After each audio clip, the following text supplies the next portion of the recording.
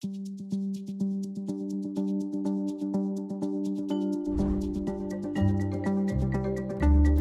are different risks that need to be considered by road workers for different times of the day. Think very carefully about how you plan your sites at different times of day or night, as well as how you communicate relevant messages to the drivers. Many works are now being completed at night because there is less traffic.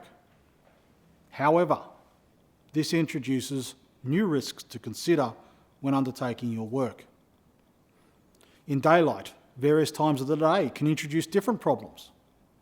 If you're working on a road which travels directly east to west, in the afternoon, a driver travelling towards the sun may not be able to see you, may not be able to see your signs or the flashing lights or the vests.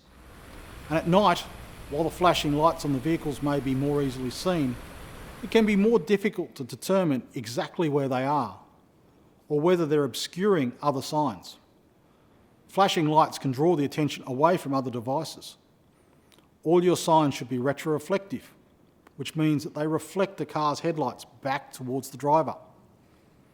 So one of the key things to check when you're setting out a site at night is whether the signs intended for use are still reflective.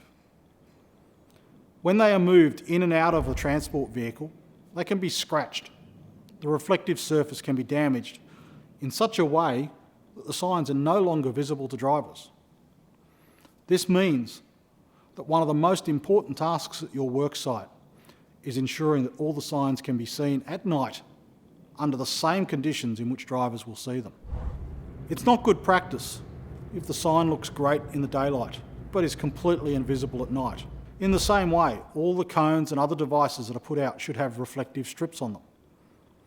This is because although these devices are bright orange, they can be almost invisible at night without the reflective strips. Be aware too that yellow flashing lights need to be set in such a way that a driver can understand what's going on and the purpose of the lights. It should be clear to drivers what the hazards are that they are trying to protect.